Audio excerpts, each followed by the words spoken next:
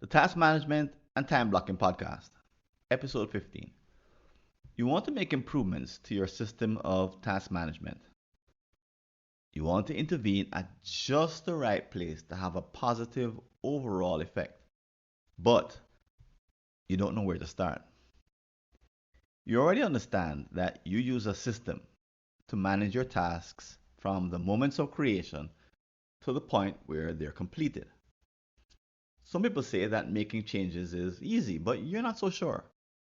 The system you use is full of idiosyncrasies, those places where you do things your way, which is different from everyone else. How do you use this knowledge to make the right improvements? Can you make things worse by tinkering in the wrong place?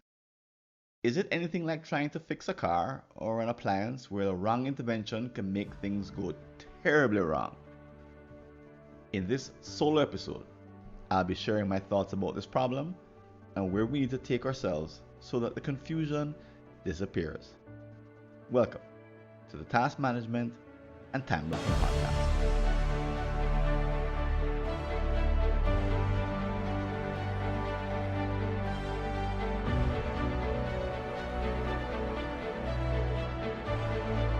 And welcome back. If this is the first time you're visiting our podcast, you may not know that this is a bit different than other podcasts that are out there. How so? Well, we're about solving a problem, and we break each episode down into three parts. First part is a diagnosis of the problem, the current problem, the situation as it is today, the challenge. Second part, we'll get into solutions, and the third part we'll actually do with some implementation and how to make it work. Let's start with a story. Lourdes is a lawyer who is about to present two important cases before the High Court in her state. She's expected to do a great job, and based on her track record, her colleagues expect nothing less. But she's losing sleep, waking up feeling overwhelmed, and it's not just because these are her first cases at this high level. She's also signed up for a marathon, and her partner is suffering from long COVID and needs extra support for the next few weeks just to move around their home.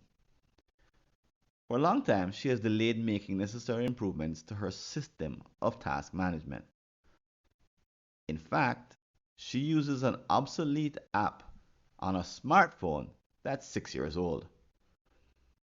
The fact that it's running also an obsolete version of iOS has made her nervous for the past year. But now Apple has sent her a warning that the app and probably her iOS software, the operating system, will stop running altogether. She needs to make overdue improvements and updates, but she's not sure. Whenever the state makes changes to the process that runs the cases submitted to the legal system, chaos rules for several months. That's an outcome she can't afford, but her app is a few days away from dying altogether, and she can't bear to have another night of fitful sleep, with her mind struggling to recall all the tasks she's afraid she'll forget. So how many of you can relate to this problem that there is a change that you need to make? It may not be forced in the sense that Lord, this change is forced, but you do need to make one. And you're delaying. You're not quite sure how to proceed. You're not quite sure what to do next. You are aware, like Lourdes is, that this is a system that we're talking about. But making changes to systems is a bit tricky. Although there are many people out there, if you listen to podcasts and books and articles and all kinds of people who give advice, and what they say is that it's easy, that these things, all you need to do is. And there are only 3 steps. And as you follow these articles and this advice, you are wondering because there's a lot of simplification in what they're saying. There's a lot of trivializing the nature of the problem. And if there's a villain here, it might be the tendency for folks to downplay the complication and the fact that you're dealing with a system. Now, they may not be malintended. I don't think they're malicious. And in fact, most of the advice written for and intended for people who are trying to make a change in their task management is for newbies. It's for people who are making their first change or their second change. And at that level, you know, almost anything you do kind of works. But if you know that there's a system at play, you're probably not a beginner. You've probably been around for a while. So if the villain is the oversimplification, what's the actual nature of the problem? Well, knowing that you're dealing with a system means that if you make the wrong changes, you could end up in one of these feedback loops where things actually get worse. So let's take the example of a car. Your car won't start. So you may very mistakenly believe that it has something to do with the tires, and you change the tire, hoping that that'll help it to start. Sounds like a silly example, right? But when you have no idea about how a system works, you'll try things like that. Now, fortunately, if you change the tires, then that won't make a difference. However, if you decide that the the battery that you're using, although it's only 6 months old, must be something wrong with it, which is why it's not starting. So then you start to play around with the connection between the wires and the terminals on the battery. And you start to play with those. If you don't know anything about cars, you may be chasing down the wrong improvement, and you could make things worse. You could add to the problem of it not starting by giving it another reason not to start. So when you don't know how a system works, a task management system, in the case of Lourdes, you could go pick up an app that actually makes things more challenging and more difficult for you, especially if you don't have any guidelines. How do you feel when you do something like that? Well, there's kind of a confusion and a churning up of anxious emotions because when you're pressed for time the way she is, there's not a lot of room for error. You don't want to make the kind of mistakes that would jeopardize her cases. So you feel a level of annoyance, a kind of a frustration because you want this to be easy, but the simplistic advice that you're hearing just makes you more and more annoyed because you know it's not that simple. And as you look around for help, and you ask people, who work with you or people in your family, what would you do in this case? And what you get back often are just kind of bromides. Oh, I use this app, try that app. And you're thinking to yourself, is it just as easy as just picking up an app that somebody happens to recommend out of the blue? Maybe, maybe not. But as you keep asking, you realize that the people around you don't have the insight into how task management works to give you good answers. Again, they're falling into that oversimplification. Oh, I read this book 10 years ago. You should try it. Try that book. Just implement, do everything exactly the way it tells you to, and you'll be fine. Uh, really? Sounds like a long way to go. Because if you know, again, Lourdes is a lawyer. She knows something about tinkering with the legal system. And then when the tinkering does happen, it creates chaos. Cases don't get tried. People's lives get put on hold. Mistakes happen. People spend more time in lockups, waiting for trial. Bad things, bad outcomes can happen when a system, you play with a system and don't quite understand how it works from the inside out. There should be, she's thinking, there should be better advice. Everyone has a challenge of task management. She's not the only person. But why is it that folks are not talking about their task management as a system? If they were talking about it, there would be better advice. There would be at least an understanding that you need to understand and diagnose the system first before making any individual changes, not go experiment with all these different changes. That's what leads to systems breaking up, breaking down like a car or the legal system.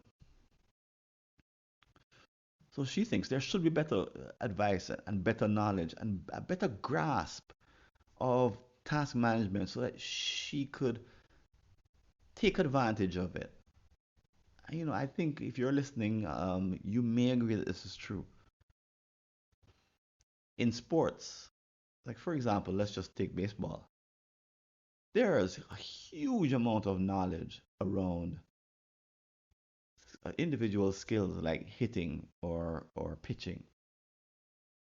There's also a huge amount of knowledge, metrics, data, history around what it takes to manage a baseball team effectively. There's a lot you can draw from, and you don't go making changes just because you woke up one night and said, "Oh, well, let me take the best pitcher out and save him for, he'll only pitch a couple times for the season, and let's see what happens then." You don't go making changes like that because you have people around you who know better. You have history to pull from. You have books.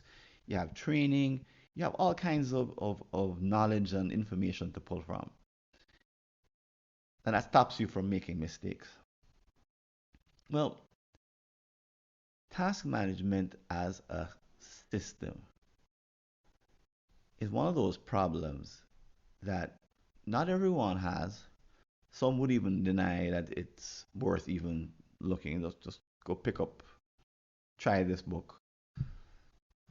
But it's one of those problems that you can expect to be with you for the rest of your career. No, if you're someone, for example, who is committed to learning how to be a great mechanic, it's not like you go from the beginner level where you know how to change the water in the radiator, you know how to change the tire, you know how to pump gas, and put gas in the car, you know how to clean the exterior. It's not like if you start off from that level and you want to become a great mechanic, that you can skip over the understanding that you need to have of how a car functions and the different subsystems that go into the effective operation of a car. You can't become a great mechanic and skip that lesson, not show up at mechanic school that day, that year, and come out at the end knowing anything about it. Well, let's assume that you're someone who is, I like to say, smart, creative, and committed. So you work really hard, you come up with lots of different ideas, and you're smart in terms of how you go about problem solving, which means that you're always going to be creating more and more tasks. Even if you only do one project for the rest of your life, you'll become so great at that project that you'll create sub project after sub project. You'll come to an understanding of what that project calls for that no one else does. And you will arrive at that point where you create more than 168 hours of commitments per week. In other words, you'll keep adding task volume. And as you do so, you must confront the fact that task management is a system of activity and not an individual or small or simplistic single action or task. So if that's true, then you need to not just like solve this problem once and for all by understanding, in a half an hour how the system works. You need to be improving your knowledge the way a mechanic would. Because there's always new cars coming out, there's always new technologies coming out. They're coming out faster and faster. As long as if you're going to be a great mechanic and you get to a particular level and stop and say, okay, I'm done. I know all there is about to know about being a great mechanic. It's more like you're in school for being a great mechanic forever and it'll never go away. And that's kind of what it is like for task management. If you don't crack this problem and start to understand and embark on a journey of improving your knowledge of task management as a system, then you'll always be running the risk of making haphazard improvements that don't work. And these haphazard kind of lucky experiments will only lead for you to experience a kind of a loss of confidence. That kind of eventually it might turn in on yourself where you don't believe that you can add more tasks and add more sub projects and have them turn out effectively. Now, most people, may not even get to this point. They just keep trying random things, and it's better to try something than nothing. They realize that where they're at is not working. They're seeing these unwanted symptoms, but the fact is, if all you're doing is trying random fixes to a systematic problem, you're just basically relying on luck. And chances of being lucky more than once, as I think I mentioned before, that when people are novices, luck kind of works because anything works. But at some point, as you mature and become more effective, luck stops working. And you have to rely on knowledge. And a random approach just won't work. You actually do need to take a scientific approach or take an approach that's based on some prior knowledge that someone else has gained. If you don't solve this, you may get to the point where you don't believe that you can add more projects. And what you find yourself doing is second guessing yourself. That when someone says, hey, listen, do you want to take this thing on? You want to, like, Lord, do you want to run a marathon? You say, oh, no, no, I could never do anything like that. And lots of people who live their life inside of, and I could never do anything more than what I'm doing rule. And they always say no. And they say no to opportunities. They say no to learning. They say no to growth. They say no to making a contribution. They say no to all these things that make life rich. I'm not saying that you need to say yes to everything, but if your no is coming from a place where you're afraid to add more tasks, today we're talking about how to solve that.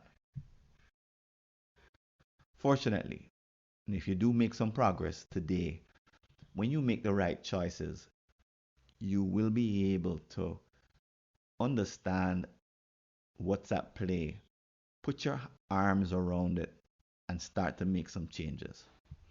That'll give you the kind of confidence and skill so that you can make just the right interventions. And if you've been listening this far, I imagine that you do want this skill, the way a mechanic has that kind of skill, or a surgeon, or a baseball manager of a baseball team has that kind of diagnostic skill to be able to intervene effectively in a system.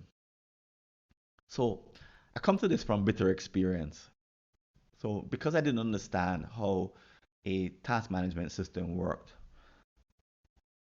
I made the transition from using lists to using a schedule, doing time blocking, somewhere around 1999, 2000.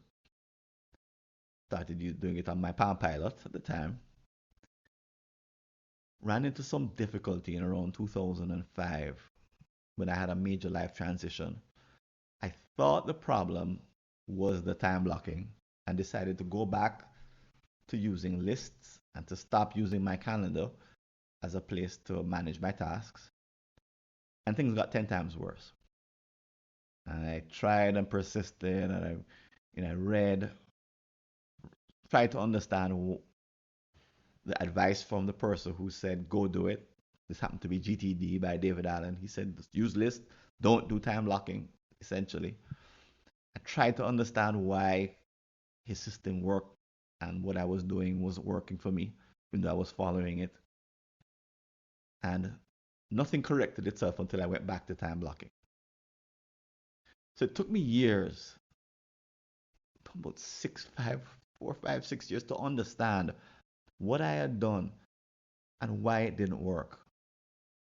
In a nutshell, I didn't understand how a system of task management worked. Systems of task management work.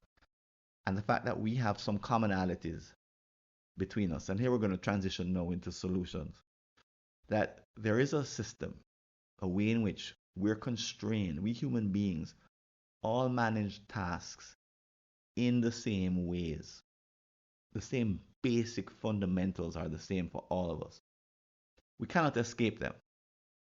And they work the way they work because we have limitations to what we can do with tasks themselves. So tasks are psychological objects. They don't persist in the way that like a physical object persists. Creating a pencil is not like creating a task. Creating a task, a psychological object, is a difficult business, even the act of creation, and then keeping it alive after it's been created is extremely challenging for us as human beings. I didn't appreciate the fact that there is a set of actions that we take to manage our tasks. And once again, the way we humans think and act constrains the way that we do them, because what we try to do is to treat these psychological objects, tasks, as if they were physical objects, like pencils.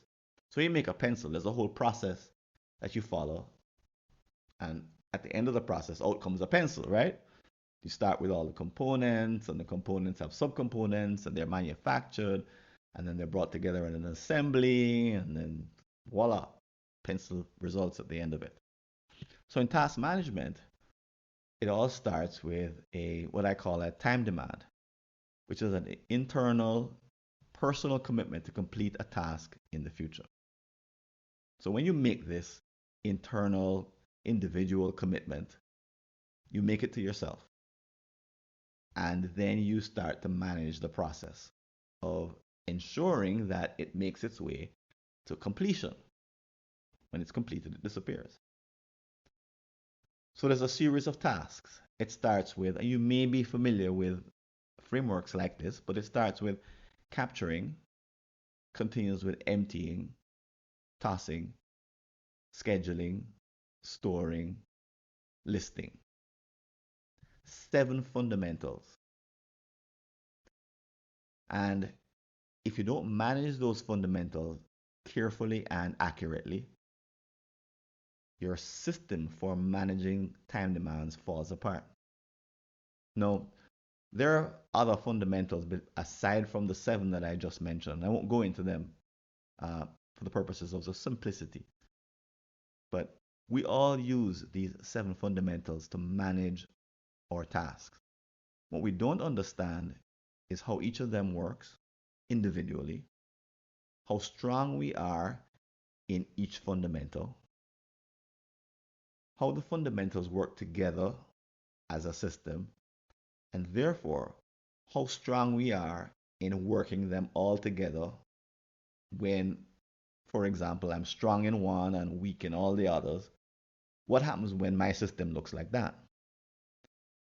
So there's multiple levels of information that we're missing about the way that we execute our task management.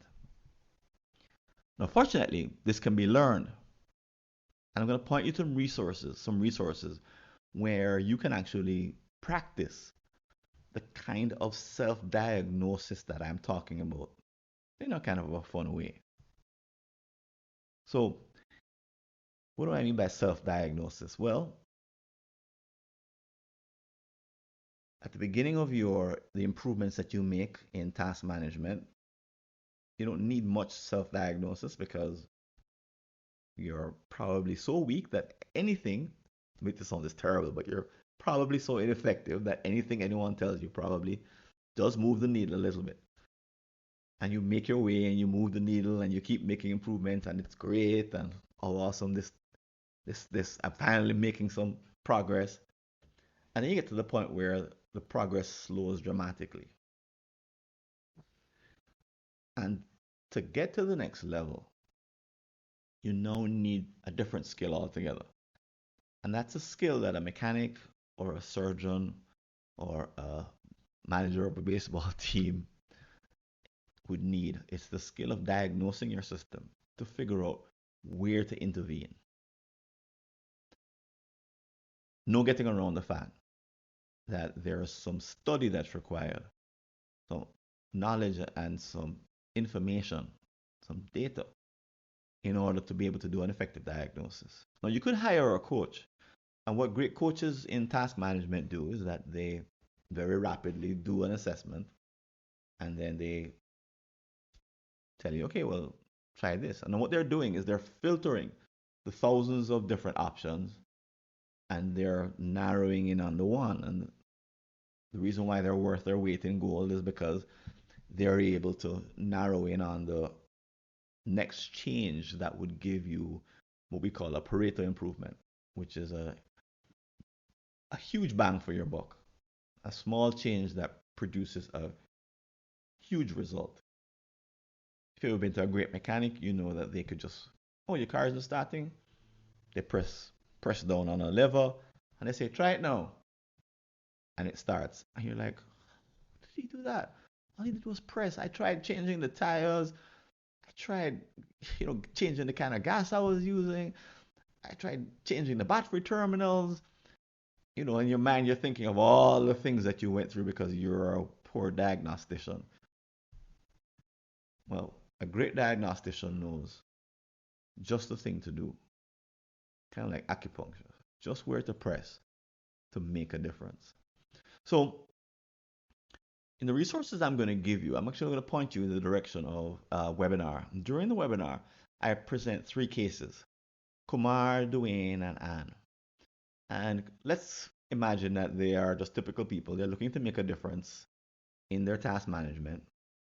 They've been facing some unwanted symptoms and now they're trying to turn things around. And your job will be to advise them about the changes that they need to make. So I have a whole explanation of how to become a great diagnostician in the webinar. And I'm going to drop the link in the show notes. And you'll have a chance to actually advise these 3 virtual people in 3 different cases. And as you do so, I'll introduce and give you some rules of thumb that are kind of introductory with respect to your diagnostic ability. That don't try to improve that unless you've improved this kind of advice. And to do that, you'll need some resources. You'll see a 13 component diagram, which describes the 13 fundamentals that we use here at Two Time Labs, and that we also share at the Task Management and Time Blocking Summit each year. I'll also point you in the direction of a Medium article I wrote called 3 Ways to Improve Your Task Management as a System versus a Collection. Basically, describing the difference between doing a diagnosis of a system versus just a group of random activities. I also point you in the direction of a self-assessment that you can do to understand your own system right now. A couple of resources. One is my book, and another is an online training that can get you starting to understand how your system works if you're really committed to growing your capacity to manage more tasks in the future. Okay, so you'll get to choose which of these resources really would be the ones you want to start with. And I recommend that whether you use the ones I've recommended or not, I recommend that you take this particular course of action seriously. If you're someone who sees yourself as maybe, as I said, creative, committed, and you're a hard worker, or smart, someone who is really looking to get to the next levels of achievement. Because the number of tasks that you can manage effectively is a limit, a real ceiling on what you can accomplish as an individual. And if you want to accomplish and reach your potential and surpass what people believe you can accomplish or what you believe you can accomplish, there's no doing that without contending with, how do I manage my tasks? How do I manage the system I use to manage my tasks? You must contend with it if you hope to increase your capacity, improve your efficiency, become more effective, experience fewer defects and fewer symptoms that you don't want to experience. And if you want to be in the game of continuous improvement so that you can fulfill some of your most important ambitions and dreams. So in a few minutes, I'll tell you about the next podcast that we have here in the series, and keep listening. I'll also share a couple of notes with you with respect to how you can make the most of this particular podcast. And stay tuned. There's some more coming up in just a few minutes.